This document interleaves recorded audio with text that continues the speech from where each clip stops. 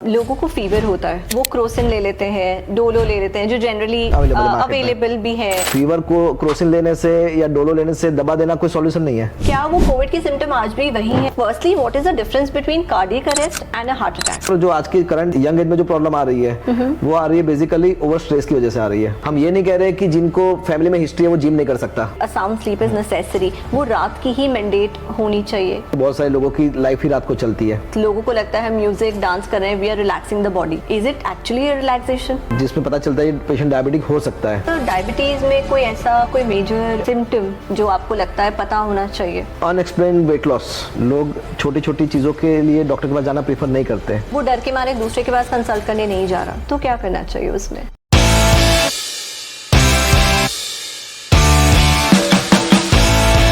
Hi, welcome to our channel Lux Voyage Echoes podcast. I'm here to welcome our guest Dr. Paresh Patel, where we're going to talk about the healing pulse, where silence symptoms finds a voice and health finds hope. Welcome to our show, Dr. Paresh Patel. So we would like to know, you have an expertise into the diabetes and heart. So our viewers, our audience would like to know more about it. ऐसा कौन सा एक symptom है जो हमें day to day routine में नहीं ignore करना चाहिए, जो हम इग्नोर कर देते हैं? माधवी, ऐसे तो बहुत सारे सिम्टम्स होते हैं जो हमारे पेशेंट को इग्नोर नहीं करने चाहिए, मगर जो मेरी प्रैक्टिस में मुझे बार बार एनकाउंटर हो रहे हैं कि हमने देखा है कि जो पेशेंट को हेडेक होता है, headache is a very common symptom है ना। हमने देखा है रूटीन लाइफ के अंदर पेशेंट आते हैं हमारे पास तो वो बताते हैं कि उनको एक्सपीरियंस होता है कि हेडेक कहीं ना कहीं हो रहा है। वो क्या करते हैं, तो वो द काउंटर जाते हैं और कोई ना कोई पेन किलर मेडिसिन ले लेते हैं। ठीक है, कई बार जनरल प्रैक्टिशनर के पास भी जाते हैं और हेडेक का एक बार वंस मेडिसिन को जो प्रिस्क्राइब किया जाता है वही मेडिसिन को रिपीट लेते रहते हैं। ठीक है ना। तो मगर कई बार क्या होता है, हेडेक का वन ऑफ द रीजन होता है उनका हाइपरटेंशन हो सकता है। उनको अपना एक ब्लड प्रेशर चेक करवाना होता है एक बार, है ना। कई बार हाइपरटेंशन अनडायग्नोज हो जाता है। मेरे पास ऐसे पेशेंट आते हैं जो हेडेक के लंबे टाइम से पेशेंट बोलते हैं सर हम 1 साल से हेडेक है, और जब मेरे पास आते हैं पता चलता है उनका ब्लड प्रेशर होता है 200/120 या 180/120। तो सिग्निफिकेंटली हाइपरटेंशन होते हैं। They are the very prone for the intracranial bleeding, यानी उनको ब्रेन हेमरेज होने का रिस्क रहता है। ठीक है ना। तो वो ब्रेन ट्यूमर के पेशेंट हो सकते हैं। ठीक है, तो ये बहुत सारे ऐसे सिग्निफिकेंट प्रॉब्लम्स हैं जो इनको अवॉइड नहीं करना चाहिए। मगर जनरल पॉपुलेशन में हेडेक को बहुत सीरियसली लिया नहीं जाता। तो मगर किसी भी पेशेंट को हेडेक है तो उसको डेफिनेटली एक बार अपना क्लिनिकल चेकअप करवाना चाहिए किसी डॉक्टर्स के पास। उनको बीपी चेक करवाना चाहिए अपना। ठीक है, या कोई ना कोई डॉक्टर्स जो एडवाइस करता है वो चेकअप करवा लेना चाहिए। तो हाउ ऑफन सर हमें लगता है कि मतलब एक पेशेंट को जो नहीं कंप्लेन है उन्हें डॉक्टर के पास कंसल्ट करते रहना चाहिए, अपने फैमिली फिजिशियन या न्यूरोसर्जन के पास जाना चाहिए? सीधा तो न्यूरो सर्जन के पास रेकमेंड नहीं कर सकते हम, मगर डेफिनेटली अपने किसी भी फैमिली फिजिशियन डॉक्टर को उसको कंसल्ट करना चाहिए। राइट, इमीडिएटली करना चाहिए या वो थोड़ा एक पेन किलर से रिड्यूस करके मतलब सिम्टम्स को? इमीडिएटली रश करने की जरूरत नहीं है, मगर डेफिनेटली कोई भी सिम्टम 1 से 2 बार रिपीट हो रहा है, राइट, है ना। कई बार होता है हम दिन भर काम करके थक चुके हैं तो हमें शाम को हेडेक फील होता है। ठीक है ना। कई बार हमारा रूटीन माइग्रेन्स के पेशेंट होते हैं या रूटीन क्लस्टर हेडेक्स, बहुत सारे अलग तरह के हेडेक्स होते हैं। तो हेडेक तो बहुत तरह के होते हैं, हर हेडेक में चिंता करने की जरूरत नहीं होती है। मगर क्योंकि कोई सिम्टम रिपीटेडली आपको हो रहा है, यानी आपको लग रहा है कि मुझे 10 दिन पहले भी हेडेक हुआ था, मैंने पेन किलर की गोली खाई और मैं ठीक हो चुका हूँ, फिर 15 दिन बाद फिर हेडेक हुआ, फिर मैंने गोली खाई मैं ठीक हो गया, तो कोई चीज रिपीटली आपकी लाइफ में हो रही है तो डेफिनेटली आपको एक बार अपने डॉक्टर से कंसल्ट करना। हाँ, वो अलार्मिंग साइन है फिर। सिंगल टाइम हेडेक चल जाएगा, अगर मल्टीपल टाइम हो रहा है तो डेफिनेटली आपको अपने फैमिली फिजिशियन को कंसल्ट करना चाहिए। और आपका फैमिली फिजिशियन सजेस्ट कर रहा है तो आपको किसी एक्सपर्ट को भी कंसल्ट करना चाहिए। Another concern area what I feel is कि लोगों को फीवर होता है, वो क्रोसिन ले लेते हैं, डोलो ले लेते हैं, जो जनरली अवेलेबल भी है, एंड SOS मेडिसिन भी हम मतलब फैमिली फिजिशियन लोगों में आजकल। हाँ जी, बट अगेन वो उस टाइम तो आपकी फीवर को कंट्रोल तो कर लेता है, राइट। बट पता कैसे चलता है कि उन्हें कोई और बीमारी हो सकती है? वो ऐसा कौन सा साइन है वो पेशेंट इग्नोर करते हैं? देखो, ऐसे तो आजकल जब से गूगल आया ना, लोग ज़्यादा स्मार्ट हो चुके हैं, है ना। तो आजकल डॉक्टर्स के लिए ज़्यादा प्रॉब्लम है क्योंकि पेशेंट खुद गूगल से बहुत कुछ जान लेते हैं, करेक्ट, है ना। मगर वो एक 2-edged स्वॉर्ड है, वो नुकसान भी देती है।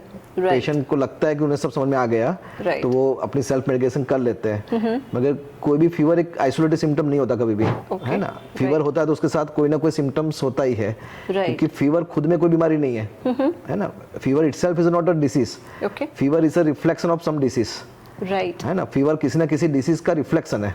राइट तो फीवर को क्रोसिन लेने से या डोलो लेने से दबा देना कोई सॉल्यूशन नहीं है, राइट है ना। तो पेशेंट क्या समझता है मेरा फीवर सबसाइड हो गया मतलब मैं ठीक हो गया, मगर फीवर को सबसाइड करना सॉल्यूशन नहीं है। हमें क्या सबसाइड करना है, हमें रूट कॉज को सबसाइड करना है ना। एब्सोल्युटली आपको अपर रेस्पिरेटरी में वायरल इन्फेक्शन हुआ है, आपको कोई थ्रोट इन्फेक्शन है, आपको कोई थायराइड डिसीज है, आपको कोई डीप सीटेड इन्फेक्शन आपके बॉडी में पनप रहा है, राइट तो फीवर उसका रिफ्लेक्शन हो सकता है। फीवर आपकी मैलिग्नेंसी का भी रिफ्लेक्शन हो सकता है, ओके है ना। आपको बॉडी में कहीं मैलिग्नेंसी कैंसर डेवलप हो रहा है, तो उसका भी सिम्टम्स फीवर से कई बार स्टार्ट हो सकता है। ओके तो फीवर को सबसाइड करते आप उसको अवॉइड करते ही जाओगे तो हो सकता है आप किसी मेजर डायग्नोसिस को मिस आउट कर जाओगे, right है ना। right तो so audience you really need to know and make a note of it that fever is a reflection to any future root cause of it, सही ना, right तो अपने को वही है कि फीवर एक आध दिन आए, चलो हो सकता है कि आदमी को फीवर आया तो फर्स्ट डे वो डॉक्टर के पास नहीं जाएगा कभी, वो हो सकता है क्रोसिन लेके सबसाइड कर लेगा। पर कोई भी फीवर आपको एक स्पाइक के बाद दूसरा स्पाइक आता है, यानी कि एक दिन आया फिर सेकंड डे आया। right तो आजकल क्या हो रहा है कि लोग ओवर द काउंटर एंटीबायोटिक्स भी लेने लगे कोविड के बाद, right ठीक है ना। अब लोगों को कोविड के बाद ऐसा हो चुका है कि वो कुछ मेडिसिन के नाम उनको सीख लिए उन्होंने, या उनके पास पुराने डॉक्टर के प्रिस्क्रिप्शन भी पड़े हुए हैं, correct तो वो क्या समझते हैं कि वही प्रिस्क्रिप्शन को बिना कंसल्ट किए रीयूज कर लेते हैं, right जो नहीं करना जो नहीं करना चाहिए आइडियली, क्योंकि जो लास्ट टाइम डिसीज था वही इस बार होगा उसकी कोई गारंटी नहीं है, correct क्योंकि एक ही फीवर अलग अलग डिसीज का कॉमन रिप्रेजेंटेशन होता है, correct है ना। Right. क्योंकि आपको फीवर तो किसी भी डिसीज में आ सकता है, right है ना। तो Right. सेम प्रिस्क्रिप्शन हर बार फीवर के लिए सेम नहीं रहता कभी, मगर लोग over the counter misuse of antibiotic भी करते हैं, जो आगे चल के बहुत बड़ा अलार्मिंग साइन भी है। उसकी वजह से Right. एंटीबायोटिक रेजिस्टेंस बहुत बड़ा क्रिएट हो रहा है मार्केट के अंदर, है understood ना। तो वो एक बहुत बड़ा मार्केट थ्रेट है अभी।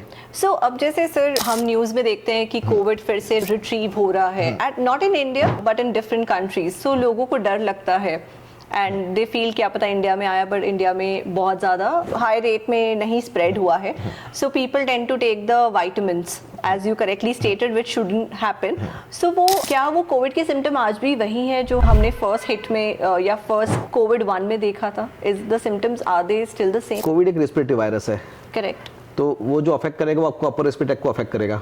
ओके तो जो सिम्टम्स है वो मोर और लेस सेम ही है, ओके है ना। Right. स्नीजिंग होना है, ऑल्टर टेस्ट सेंसेशन होना है, ठीक है, अपर रेस्पिरेटरी में खांसी आना है, करेक्ट फीवर होना है हल्का फुल्का। Right. तो ये सिम्टम्स है, तो कोविड की कोई भी स्ट्रेन हो ये सिम्टम्स मोर और लेस सेम ही रहने वाले हैं, ओके उसमें कोई फर्क नहीं होने वाला है। और Okay. पहली बात कि कोविड से डरने की जरूरत नहीं है, है ना। कोविड एक self limiting upper respiratory virus infection है, ओके तो वो ज्यादातर केस में अपने आप ठीक हो ही जाता है। Okay. सिर्फ उसके लिए simple isolation and supportive drugs की जरूरत होती है, Understood. उसमें कुछ ज्यादा करने। हाँ, मगर आप हाई रिस्क कैटेगरी में हो, हाँ जैसे आपको डायबिटीज है, आपको एग्जिस्टिंग कैंसर है, Right. आपको इम्यूनो कॉम्प्रोमाइज स्टेट है, आप कोई ऐसी मेडिसिन ले रहे हो स्टीरॉइड जैसा कुछ जो आपकी इम्यूनिटी को पहले से सप्रेस कर रही है, Correct. तो ऐसे केस में कोविड वायरस भी आपके लिए फैटल साबित हो सकता है। तो उस केस में आपको पहले से अपने एक्सपर्ट डॉक्टर की गाइडेंस डे 1 से लेना है। सर आजकल हम देखते हैं कि we get to hear from you know over the media that people are suffering, they are suffering with immediate death, sudden cardiac arrest, may be वो जिम में है या साइलेंट अटैक्स हैं और बाद में पता चलता है वो हार्ट अटैक है। तो हार्ट अटैक के जो सिम्टम्स हैं हमें कितने दिन एक नॉर्मल पर्सन को पता चलना शुरू होता है? देखो, स्पेसिफिक हार्ट अटैक जो बोलते हैं, जिसको लोग बोलते हैं हार्ट अटैक आ गया, तो उसके जो सिम्टम्स होते हैं वो टिपिकली आपके लेफ्ट हार्ट के जो एरिया है, लेफ्ट Right. रिकॉर्डर एरिया कहते हैं उसको, Okay. लेफ्ट साइड आपके सबको पता है हार्ट का लेफ्ट साइड जो एरिया है, Correct. उसके ऊपर आपको एक हैवीनेस की फीलिंग स्टार्ट हो जाती है। कितने दिन पहले होती है? नहीं, कितने दिन पहले नहीं होती है, ये आपके हार्ट का सर्कुलेशन जिस दिन कॉम्प्रोमाइज होता है, ओके है ना। हार्ट अटैक का मतलब क्या होता है, आपके हार्ट का जो सर्कुलेशन है उसमें जब ब्लड सप्लाई कॉम्प्रोमाइज होता है तो उस टाइम पे ये पेन शुरू होता है। तो ये पेन अर्ली स्टेज में अनजाइनल पेन होता है, और जिस दिन सीवियरली कॉम्प्रोमाइज होता है उस दिन हार्ट अटैक होता है। ओके तो ऐसा नहीं होता है कि वो बहुत दिन पहले रेगुलर पेन होता है, ओके वो एक रेगुलर पेन नहीं होता, Right. मगर वो ज्यादातर आपको इनिशियल फेज में एक्सर्शनल पेन होता है। ओके यदि आपकी वेसल्स ब्लॉक होना स्टार्ट होती है तो पहले अनजाइनल पेन जो होता है वो एक्सर्शनल होता है ना। जब हैवी एक्सरसाइज करते हो, सीढ़ी चढ़ते हो, Right. है ना, ये इमोशनली अनस्टेबल हो किसी बार, तो उस टाइम पे आपको हैवीनेस ऑफ चेस्ट फील होता है। राइट उस टाइम पे एक अलग सा पर्सपिरेशन एंड घबराहट फील होती है, और आपकी सेम टाइम पे जो पेन होता है वो रेडिएट होकर आपके लेफ्ट शोल्डर और लेफ्ट आर्म की तरफ जाता है, ओके ठीक है, सेम टाइम पे, जिसको रेडिएशन और रेफरेंस कहते हैं। ओके ठीक है, तो ये सिम्टम्स होते हैं जिसको हम कहते हैं अनजाइनल पेन या Okay. Heart pen. ओके ठीक है, तो ये टिपिकल हार्ट का पेन होता है। ठीक है, ये किन लोगों को हो सकता है ना, तो ये सबको नहीं होता। इसकी एक कैटेगरी है जिसकी एज हायर एज है, 40 प्लस की एज है, जिसकी जो already heavy smoker and tobacco user है, जिसकी फैमिली में ऑलरेडी इस्चेमिक हार्ट डिसीज यानी हार्ट अटैक की जिसकी फैमिली हिस्ट्री ओके, है ना, जिसमें मदर फादर दोनों की स्ट्रॉन्ग फैमिली हिस्ट्री रन कर रही है जिसके अंदर, राइट, ठीक है, और जिसकी लाइफस्टाइल सेडेंटरी है, ओके, यानी जो आदमी हैवी जंक फूड ले रहा है, जो एक्सरसाइज नहीं कर रहा है, और जिसकी सेडेंटरी यानी बैठा हुआ जीवन जैसे कहते हैं हम, ओके, है ना, तो वो इस तरह की कैटेगरी हाई रिस्क कैटेगरी में काउंट होता है। ओके, यदि उसने अपना बॉडी चेकअप पहले करवाया हुआ है और वो जानता है कि वो एक डायबिटिक पेशेंट है, उसको पता है उसका कोलेस्ट्रॉल हाई है, वो ओबेस है, उसका बीएमआई मोर देन 30 है, तो ये are the high risk category है। इन लोगों के अंदर इसके प्रोबेबिलिटी बढ़ जाती है। ओके, हाँ, इसका मतलब ये नहीं है कि इस कैटेगरी के बाहर किसी को हार्ट अटैक नहीं आ सकता, मगर इन कैटेगरी में आने की संभावना काफी बढ़ जाती है। राइट, तो इस जिनको भी ये रिस्क फैक्टर है उनको अपना कार्डियक चेकअप एडवांस में कर लेना चाहिए। राइट, तो सर अब जैसे बहुत सारे हम बॉलीवुड एक्टर एक्ट्रेसेस को देखते हैं, दे आर, उनका हम मोर ओवर जो अलार्मिंग हम सबके लिए हो जाता है ग्लोबली कि उन्हें हार्ट अटैक है जो इतने फिट रहे हैं, सो उन या कार्डियक अरेस्ट। तो firstly what is the difference between cardiac arrest and a heart attack? What is the difference? देखो, हार्ट अटैक जिसको लेमन में कहते हैं, है ना, जिसको मेडिकल भाषा में कहेंगे मायोकार्डियल इन्फार्क्शन, ओके, ठीक है, तो वो होता है कि आपकी जो हार्ट का कोरोनरी सर्कुलेशन है, उस कोरोनरी सर्कुलेशन में किसी भी तरह ब्लॉकेज आ जाना, ओके, है ना। वो ब्लॉकेज एक्यूटली हो सकता है, कोई थ्रोम्बस की वजह से हो जाए, एम्बोलिक स्ट्रोक होता है, तो एक्यूट कोई ब्लड क्लॉट बन जाता है और वो हार्ट के सर्कुलेशन को सडनली 100% ब्लॉक कर देगा, तो उस केस में मायोकार्डियल इन्फार्क्शन हो सकता है, राइट, है ना, तो इसको हार्ट अटैक बोलेंगे हम। Correct. या फिर जो कैटेगरी मैंने पहले बताई, हाई रिस्क कैटेगरी, उस कैटेगरी में क्या होता है, एथेरोस्क्लेरोटिक डिसीज पहले से होता है, यानी उनकी कोरोनरीज में ब्लॉकेज पहले से होंगे, right. है ना, पर और उनको पता नहीं चला। हाँ, वो ब्लॉकेज पहले से थे, पर ऐसे ब्लॉकेज अनडायग्नोज जो थे उस पे कोई लोड आता है, यानी हार्ट की डिमांड बढ़ जाती है, right. तो जो ब्लॉक वेसल्स है वो सर्कुलेशन बढ़ा नहीं पाते, तो रिलेटिव ब्लड सप्लाई कम हो जाता है, और उनको अंजाइनल पेन या तो हार्ट अटैक आ जाता है। तो ये कैटेगरी होती है इस्चेमिक हार्ट डिसीज की, मायोकार्डियल इन्फार्क्शन, जिसको हार्ट अटैक कहते हैं। ओके, ठीक है, मैं कार्डियक अरेस्ट जो हम मार्केट में या सोशल मीडिया में देख रहे हैं कि एक हेल्दी आदमी है जो जिम में एक्सरसाइज कर रहा है, उसका हार्ट सडनली स्टॉप हो गया, ठीक है ना, तो कार्डियक अरेस्ट है, यानी वो इलेक्ट्रिकल सर्कुलेशन उसका करंटली स्टॉप हो जाता है, okay, because of ventricular arrhythmia, ventricular fibrillation, है ना, वेंट्रिकुलर टैकीकार्डिया, या किसी भी तरह के कार्डियक एरिथमिया, ठीक है ना, जो सडन ट्रिगर हो जाते हैं और ट्रिगर होके वो हार्ट की हार्ट बीट को सडनली स्टॉप कर देते हैं, तो दैट इज कंडक्शन फेलियर हो जाता है ना, तो वो कार्डियक अरेस्ट है। अरेस्ट होने के अलग बहुत रीजन है, ठीक है ना, तो वो इन्फेक्शन के बाद भी हो सकता है और वो आइसोलेटेड अलग एज में भी हो सकता है, वो दोनों अलग मेथड है। सो कोई प्रिकॉशनरी मेजर्स हैं जिससे हम, जिनको कार्डियक अरेस्ट हो रहा है while they doing some any activity, हम उन्हें रोक सकते हैं? देखो, prevention is better than cure, यानी कि प्रिवेंशन होता है अर्ली डायग्नोसिस से, राइट, है ना, यानी वो प्रोफाइलेक्टिक चेकिंग से ही पता चलेगा।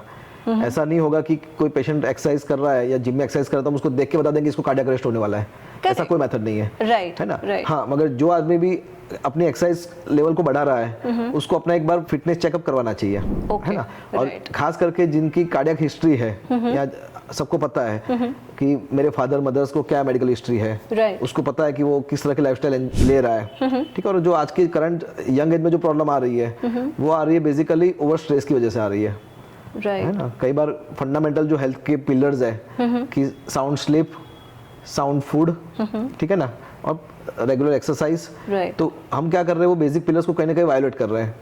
जो जिम के अंदर जा रहे हैं और हैवी एक्सरसाइज कर रहे हैं वो कई बार भूल जाते हैं कि उनको साउंड स्लीप लेना भी उतना ही जरूरी होता है।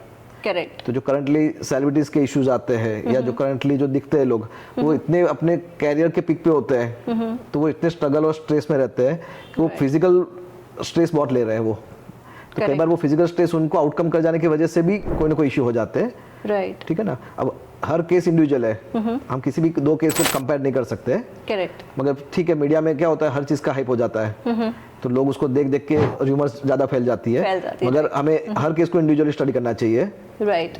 किसी ना किसी के पीछे कोई ना कोई रिस्पेक्ट तो होता ही है, ऐसा नहीं होता है कि हेल्दी आदमी एक्सरसाइज करके मर जाता है, ऐसा कभी नहीं होता, राइट। सो सर, जैसे हम इसमें इसी आपके आंसर पे मेरा 3 क्वेश्चन होगा, वो ये है कि पहला, आपने जैसे करेक्टली कहा कि कोई भी अपनी फिटनेस को बढ़ा रहा है, अपनी हेल्थ एक्सरसाइजेस को बढ़ा रहा है, ओवर एक्सरसाइज कर रहा है, क्योंकि वो जनरली जो भी करता है वो जिम इंस्ट्रक्टर के बेसिस पे करता है। सो उसे कितना जिम इंस्ट्रक्टर को उस टाइम सुनना चाहिए, या जिम इंस्ट्रक्टर को ये एक थंब रूल बनाना चाहिए कि डॉक्टर का गो हेड या ग्रीन फ्लैग हमें लेना चाहिए? धीरे धीरे अभी मुझे लगता है मार्केट में अवेयरनेस बढ़ रही है, हाँ, और बहुत सारे जिम्स अभी इस लाइन पे काम भी कर रहे होंगे, राइट, ठीक है ना। क्योंकि आजकल मैंने देखा है वो लोग पहले क्वेश्चनरीज फिलअप करवाते हैं, ठीक है। कई बार लोग सच बताते नहीं है, करेक्ट, मगर मुझे लगता है उनको एक थरली हिस्ट्री टेकिंग करना चाहिए पहले। ओके, जैसे कि किस एज कैटेगरी का आदमी जिम में आ रहा है, कई बार बहुत यंग है तो इतना मैटर नहीं करता है, ज़्यादा तो 35-40s के जो लोग करते हैं, राइट, ठीक है ना, तो वो अपनी एज के बॉर्डरलाइन फेज में होते हैं, Right. तो आपको थरली उनकी मेडिकल हिस्ट्री क्या है, उनकी पर्सनल हिस्ट्री क्या है, वो स्मोकिंग करते हैं कि नहीं करते, वो अल्कोहल ले रहे हैं कि नहीं ले रहे हैं, राइट, उनकी फैमिली में क्या हिस्ट्री रन्स कर रही है, मतलब उनके भाई बहनों में कितने लोगों को ब्लड प्रेशर है, Right. उनके मदर फादर को कितने ब्लड प्रेशर है, तो अल्टीमेटली वो उनके रिस्क कैटेगरी को स्ट्रेटिफिकेशन करेगा कि करेक्ट, किस कैटेगरी में इसको रिस्क है या नहीं है। Okay. हम ये नहीं कह रहे कि जिनको फैमिली में हिस्ट्री है वो जिम नहीं कर सकता, है ना। यहाँ क्वेश्चन वो नहीं है कि आपकी फैमिली में किसी को हार्ट डिसीज है तो आप जिम नहीं जा सकते। क्वेश्चन ये है कि आपको अपना हेल्थ चेकअप करवाना है, करेक्ट, है ना, Correct. जिससे आपने अपने प्रायोरिटी अपने ट्रेडमिल टेस्ट करके रखा हुआ है, आपने कार्डियक इको करके रखा हुआ है, तो आपको पता है कि आप कितना लोड ले सकते हो, करेक्ट, है ना। आपने कोई अपना ट्रेडमिल टेस्ट नहीं कराया, आपके फैमिली में हार्ट हिस्ट्री है, आपको कोलेस्ट्रॉल है मगर आप उसको ट्रीट नहीं कर रहे हो, Correct. और आप फिर कार्डियो में ट्रेडमिल कर रहे हो, तो हो सकता है आपका कोई हिडन ब्लॉक आपको सडन कार्डियक डेथ की तरफ ले जाए, राइट, है ना। राइट, तो ये तो हम किसी को रूल ऑफ थंब तो यूज नहीं कर सकते इसमें हम, Absolutely. मगर डेफिनेटली जो कैटेगरी वाइज है हमें रिस्क कैटेगरी वाली कैटेगरी को अलग कर देना है, राइट, कि जिनकी रिस्क कैटेगरी ज्यादा है उनको तो एटलीस्ट डेफिनेटली स्क्रीन करना ही चाहिए जिम जाने से पहले। Understood. I think this is the key factor which people are forgetting to, to cover it on their day-to-day basis. So, sir, another question was, जैसे अभी आपने पूरे explain किया about the gym part and जो people diagnosis नहीं करते, जो even 35 से below है, who's in from 18 to 35 के age group अगर मैं बताऊँ, उसमें भी लोग cardiac arrest या heart pen, heart burn, heart sensation, heart attack के केसेस आ रहे हैं, तो उस टाइम हमें कैसे पता चलेगा कि इनको एक्चुअल में they are towards the heart attacks? एक होता है कि यंग बच्चों में भी अभी देखा गया है कि कुछ कुछ लोगों को हार्ट इश्यूज होते हैं, राइट, ठीक है ना, या जिम जाने वाले बच्चों में एक रिसेंटली एक एग्जांपल बताऊं तो एक मैंने लड़का देखा था जिसको सडन कार्डियक अरेस्ट हो गया, तो फिर जब उसको हॉस्पिटल ले गए और पता चला, उसका बॉडी चेकअप किया गया, तो पता चला उसका कैल्शियम लेवल सिग्निफिकेंटली हाई था, ब्लड कैल्शियम लेवल, और blood calcium level more than 13 था उसका, और वो उसकी वजह से उसको सडन कार्डियक एरिथमिया हो गया और कार्डियक अरेस्ट हो गया था। वो लकीली राइट टाइम पे हॉस्पिटल पहुंच गया तो वो बच गया था। इन्वेस्टिगेशन पता चला कि वो जिम जाता है और उसने वहाँ पे विटामिन डी और कैल्शियम के सप्लीमेंट्स एज पर इंस्ट्रक्टर वो ले रहा था, राइट, ठीक है। उसने अपना कोई ब्लड चेकअप करवाया नहीं था, मगर वो अज्यूम कर रहा था कि मुझे विटामिन डी लेने से और कैल्शियम लेने से मेरे बोन स्ट्रांग हो जाएंगे, राइट, मगर क्योंकि वो पहले से ही नॉर्मल कैल्शियम था और उसकी बॉडी एक्स्ट्रा कैल्शियम ले लेके उसकी बॉडी में हाइपर कैल्शियम हो चुका था, ठीक है। तो अभी जिम में हो रहा है, बहुत सारे बच्चे विदाउट एनी प्रॉपर गाइडेंस वो खाली अजम्पशन में ही बहुत सारे विटामिन मिनरल्स ओवर कंज्यूम कर रहे हैं, प्रोटीन पाउडर ले रहे बहुत सारा, Right. ठीक है। No doubt vitamin minerals proteins हमारी बॉडी की बेसिक रिक्वायरमेंट है जो हमें लेने भी चाहिए, राइट, ठीक है, मगर वो डेफिशिएंट लेवल है, रेकमेंडेड लेवल में है, ब्लाइंडली नहीं लेने चाहिए। यहाँ पे अंडरलाइन है कि हमें ब्लाइंड न्यूट्रिशन नहीं लेना चाहिए। So any blind treatment is alarming, हाँ, इज अलार्मिंग। तो क्वेश्चन है कि लोग बिना देखे और कब स्टॉप करना है, लिया वो कोई प्रॉब्लम नहीं है, लोग स्टॉप नहीं करते हैं, करेक्ट, उसको बस ब्लाइंडली ऐसे नॉर्मल डाइट या अपने फास्ट फूड की तरह खाते ही रहते हैं, मगर अल्टीमेटली विटामिन भी एक तरह की मेडिसिन ही है,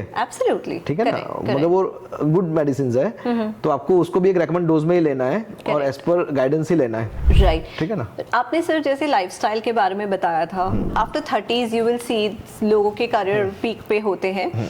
सो सर फॉर एग्जाम्पल कोई इवेंट प्लानर्स हैं या कोई हॉस्पिटैलिटी सेक्टर से है या कोई ऐसे कॉर्पोरेट सेक्टर में है जिनका मेजर काम रात में ही है, या फिल्म इंडस्ट्री से लोग हैं, पर वो अर्ली मॉर्निंग तक उनका काम चलता रहता है, right, they prefer to sleep post 6 और 7 AM और उनका डे स्टार्ट होता है पोस्ट 2 और 3 o'clock, राइट। सो सर उसमें क्या करना चाहिए? I mean should they tweak the entire schedule, या हम जब कहते हैं ना कि 6 hours 7 hours की sleep, a sound sleep is necessary, वो रात की ही मैंडेट होनी चाहिए? देखो इसमें तो कैसा है कि जो नेचर्स फिनोमेना है उसको तो हम कभी रिप्लेस नहीं कर सकेंगे, करेक्ट, है ना, यानी रात की स्लीप है वो ऑलवेज बेटर रहेगी, ओके, है ना, और 6 hours मिनिमम स्लीप चाहिए, वो हमारी बॉडी की रिजुनेटिंग के लिए परफेक्ट मानी जाती है, राइट, तो ये हमारी बॉडी के लिए परफेक्ट है, मगर क्योंकि हम इसको भी अवॉइड नहीं कर सकते कि ज़माना चेंज हो रहा है, और इसको हम अवॉइड नहीं कर सकते कि बहुत सारे लोगों की लाइफ ही रात को चलती है, जो चाह के भी अवॉइड नहीं की जा सकती, ठीक है। तो इसमें हम क्या कर सकते हैं, थोड़ा मैनेज कर सकते हैं, ठीक है ना। हम ये नहीं कहते कि उनके लिए 100% हम बेटर चॉइस दे रहे हैं, है ना, मगर डेफिनेटली उनको बीच बीच में नैप्स लेने चाहिए, पॉसिबल है तो। यदि उनके काम के बीच में पॉसिबल है, उनको वर्क अलाउ कर रहा है, तो बीच में 15-15 मिनट के नैप भी लेते हैं, तो वो भी ओरिजिनेटिंग हो जाते हैं, राइट। ठीक है।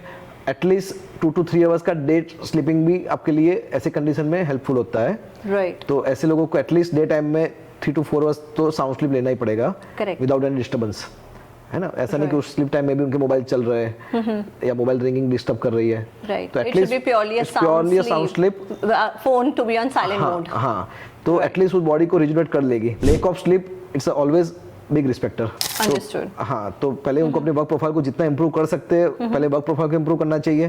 किसी सूरत में नहीं कर पा रहे तो एटलीस्ट पर डे उनको 4 आवर्स तो डे टाइम स्लीप तो लेना ही चाहिए फिर। सो सर, अब जैसे अभी आप देखोगे जो हम सब सारे स्पेशली द मेट्रो सिटीज के लाइफस्टाइल हो गए, अब बी क्लास सिटी में भी आने शुरू हो गए ट्रेंड कि लोग नाइट लाइफ क्लबिंग में, ऑफ कोर्स जो जिनका प्रोफेशन है वो तो इसीलिए है क्योंकि लोग आ रहे हैं, राइट। जो नाइट पार्टीज अर्ली मॉर्निंग तक कर रहे हैं, या who is into more into alcohol consumption under the influence of drugs, under the influence of smoke, right. उसको हम कैसे हेल्प कर सकते हैं कि आपको कट डाउन करना है, या वीक में आप कितना वॉमिट कर सकते हैं, या आपकी बॉडी आपको परमिट करे, जिससे आपका रिस्क फैक्टर ऑफ हार्ट नहीं है, हार्ट और ब्रेन में, क्योंकि पूरा लोड जा रहा है because of music, because of entertainment. लोगों को लगता है म्यूजिक, डांस कर रहे हैं, we are relaxing the body, right, but apparently is it actually a relaxation? Honestly मेरा प्रोफेशन तो इसको अलाउ करेगा ही नहीं, राइट, है ना, राइट। तो ये क्वेश्चंस के लिए मैं एक्सपर्ट हूँ ही नहीं इसमें, है ना, क्योंकि हम इस तरह की लाइफस्टाइल को रेकमेंड ही नहीं करते, करेक्ट, है ना। तो हेल्थ तो अलग बात है, मगर हम इसको रेकमेंड ही नहीं करते कि आपको ऐसे नाइट लाइफ एंजॉय करनी चाहिए। हाँ, यंग बच्चे करते हैं तो उनकी बॉडी काफी हेल्दी होती है, तो वो इस स्ट्रेस को लोड ले पाते हैं। करेक्ट। जो टीनेज बच्चे हैं या अर्ली यंग एज में है जो, वो जो नाइट लाइफ एंजॉय करते हैं, तो हो सकता है डेफिनेटली उनकी बॉडी को भी नुकसान तो होता ही है, ये नाइट लाइफ की वजह से या अल्कोहल की वजह से उनकी बॉडी को भी नुकसान होता है। करेक्ट। मगर क्योंकि वो यंग है और उनकी मेटाबॉलिज्म काफी स्ट्रांग होती है, तो वो इस नुकसान को विथस्टैंड कर जाते हैं, राइट। तो उनको इतना इफेक्ट दिखता नहीं उनकी बॉडी पे। मगर जो मिडिल एज में चले चुके हैं, है ना, और वो लोग इस तरह की लाइफस्टाइल एंजॉय करने जाते हैं, तो डेफिनेटली उनकी बॉडी को नुकसान होने वाला है। करेक्ट। किसी भी सूरत में हम अल्कोहल को किसी भी रेकमेंडेड डोज में रेकमेंड नहीं करते, करेक्ट, है ना। नाइट ड्रग्स तो क्वेश्चन ही नहीं है, राइट। तो ये हेल्थ के लिए एब्सोल्युटली नॉट अलाउड जोन है ये, राइट। तो जितना हो सके इससे दूर रहना है। करेक्ट। बाकी अपने इस तरह की लाइफस्टाइल एंजॉय कर रहे हो तो डेफिनेटली अपने किसी न किसी हेल्थ एक्सपर्ट को आपको कंसल्ट करते रहना है। और हाउ ऑफन करना पड़ेगा इनको? 6 मंथ में बेटर है, कभी कभार चेक करा लो अपने आप को। अच्छा, मतलब फुल बॉडी चेकअप कराना? हाँ, कोई भी हेल्थ बॉडी चेकअप अपना करा लो, राइट, या किसी न किसी डॉक्टर से कंसल्ट करके वो आपको सजेस्ट कर सकता है। Understood, understood. So, sir, now I'll come towards the diabetic questions because that is the main forte. Does diabetic always start with sugar craving, or is there some other craving which attracts you towards being diabetic? Diabetes अभी इतना बड़ा market में हो चुका है, इतना common हो चुका है, Right. एज पर बुक्स जो सिम्टम्स है कि आपको ज़्यादा प्यास लगती है, आपको ज़्यादा भूख लगती है, ठीक है ना, बार बार पेशाब जाना पड़ता है, Right. तो ये बहुत कॉमन सिम्टम्स है जिसमें पता चलता है ये पेशेंट डायबिटिक हो सकता है, Okay. है ना। डायबिटीज हो सकता है ऐसा नहीं बता सकते हम, मगर डेफिनेटली डायबिटीज डिटेक्ट करने के ये कॉमन सिम्टम्स है। Okay. बहुत सारी जगह पे ये सिम्टम्स मिलते भी नहीं है, कई बार अनडायग्नोस्ड या अनएक्सप्लेन्ड फटीग भी एक सिम्टम होता है। Right. पेशेंट या आदमी बोलता है कि मुझे पता नहीं चल रहा है, मगर एक अजीब सी कमजोरी महसूस होती है, Correct. तो वहाँ से भी डायग्नोसिस डायबिटीज का निकल के आता है। या तीसरा अनडायग्नोस्ड या अनएक्सप्लेन्ड आपका वेट लॉस हो रहा है, तो भी डायबिटीज वहाँ से पता चलता है। Okay. या फिर किसी भी सिम्टम के बिना भी आपको डायबिटीज होगा, आपको पता नहीं चलेगा, Okay. ठीक है ना। Right. तो आपको क्या करना है, आपकी एज 30 या 40 के ऊपर है और आपकी फैमिली में किसी को डायबिटीज है, Right. आपकी मदर को है, फादर को है, यदि आपके सिंगल पेरेंट को डायबिटीज है तो यू आर वेरी प्रोन कि आपको 25% चांस है आपको डायबिटीज हो सकता है। Okay. और यदि आपकी मदर एंड फादर दोनों पेरेंट्स को आपको डायबिटीज है तो यू आर 50% एट रिस्क कि आपको डायबिटीज हो सकता है। Right. यदि आपके सिबलिंग्स को डायबिटीज है, आपके मदर फादर को डायबिटीज है और आपके भाई बहनों को भी डायबिटीज है, तो you are very high prone कि आपको डायबिटीज हो सकता है। Okay. तो ऐसे हाई रिस्क कैटेगरी के अंदर जो लोग हैं उनको सिम्टम्स का वेट नहीं करना है, उनको प्रोफाइलेटिकली अपने शुगर पहले से ही चेक कर लेना है। Okay. या तो शुगर चेक करना है या ग्लूकोज टॉलरेंस टेस्ट आता है, ग्लूकोज चैलेंज टेस्ट कहते हैं जिसको, उससे भी आप पता कर सकते हो। और वो हाउ ऑफन इनको करना चाहिए? ऐसा नहीं है कि आपको डर के हर महीने चेक करना है, मगर डेफिनेटली आप 3 महीने 6 महीने की पीरियड के ऊपर अपना शुगर चेक कर सकते हो, या फिर Fasting and- हाँ, या मैंने जो बताया आपको सिम्टम्स, उसमें से कोई भी सिम्टम्स आपको फील होना स्टार्ट हो जाता है तो आपको उसको अलार्मिंग साउंड समझ के आप कर सकते हो इसको। कर सकते हैं, राइट। सो सर, डायबिटीज़ में कोई ऐसा कोई मेजर सिम्टम जो हम as a normal human being हम एड्रेस नहीं करते, जो आपको लगता है पता होना चाहिए?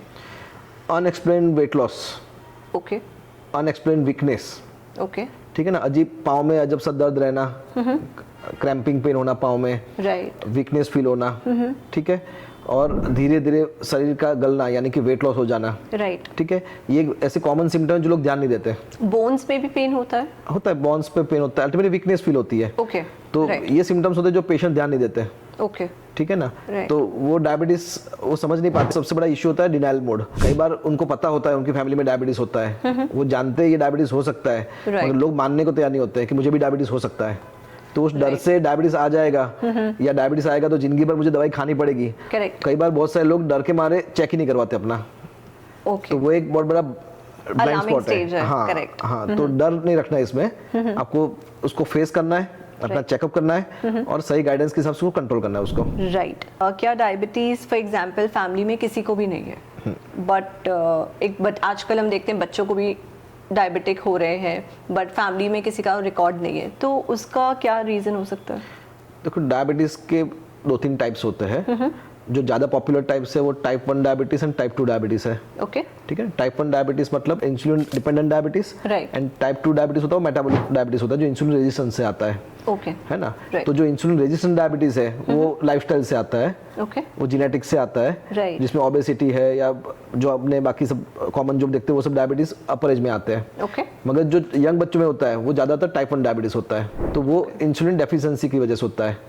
उनके पैंक्रियाज में से इंसुलिन जनरेट ही नहीं हो रहा है, ओके, ठीक है ना। तो वो बीटा सेल डिसफंक्शन की वजह से होता है, या फिर कई बार बचपन में मम्स की डिसीज होती है बच्चों को, और वो पता नहीं चलती? नहीं पता चलती है, बचपन में उनको गाल पचूड़ा बोलते हैं, वो मम्स पेरोटाइटिस होता है, Right. तो मम्प वायरस की वजह से उनको मम्प पैंक्रियाटाइटिस हो जाता है।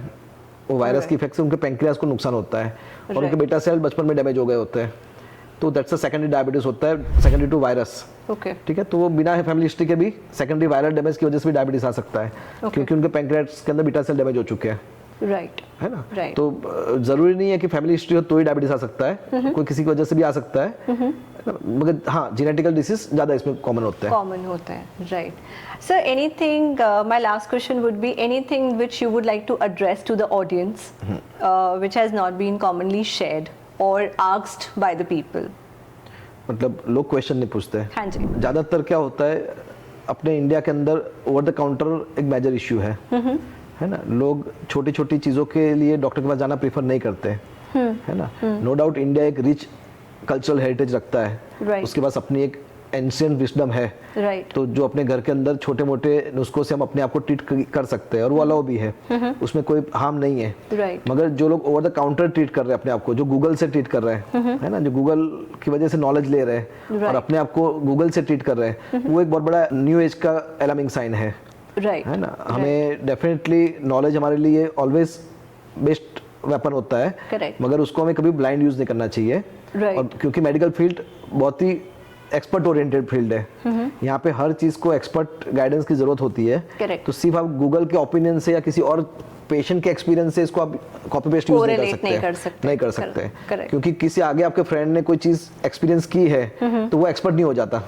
एब्सोल्युटली, उनका केस उनके उनका केस उनके रिलेटिव्स अलग है, क्योंकि लोग अपने नियर एंड डियर के ओपिनियंस को ज्यादा वेटेज देते हैं, करेक्ट, क्योंकि वो गूगल के नॉलेज को ज्यादा वेटेज देते हैं और over the counter self treat करते हैं, उसमें अपने आप का नुकसान कर लेते हैं कई बार। राइट। सो सर, जैसे बहुत सारे लोग जो पेशेंट्स हैं वो कम अक्रॉस करते हैं कि उनको राइट गाइडेंस एक डॉक्टर से उनको नहीं मिल रही है, राइट। कभी कभी वो ये भी इशू फेस करते हैं बिकॉज उनका experience may be wavelength, I mean I am not saying any the doctors are wrong, but कभी कभी पेशेंट एंड डॉक्टर का वेवलेंथ मैच नहीं होता, राइट। तो उस टाइम वो डर के मारे दूसरे के पास कंसल्ट करने नहीं जा रहा, तो क्या करना चाहिए उसमें? ये जो Because the idea is the doctor and a patient needs to have that trust, a ये जो great इशू है trust वो level. डॉक्टर पेशेंट रिलेशनशिप का इशू है ना।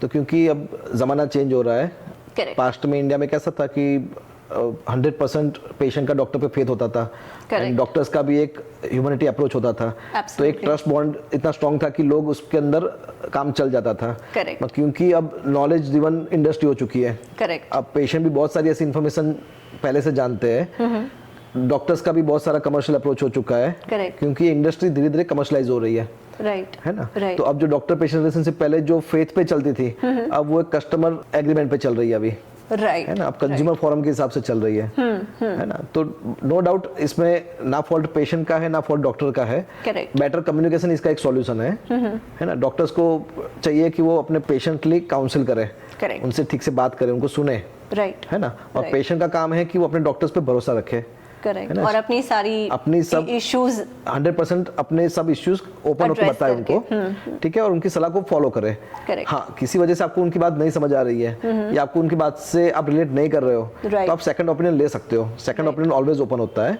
करेक्ट, ठीक है ना। Correct. तो मगर trust is always fundamental key form. की फॉर्म, Correct. बॉन्डिंग तो होना ही चाहिए ट्रस्ट का, Right. उसके बिना कोई भी Right. रिलेशनशिप एग्जिस्ट नहीं करती।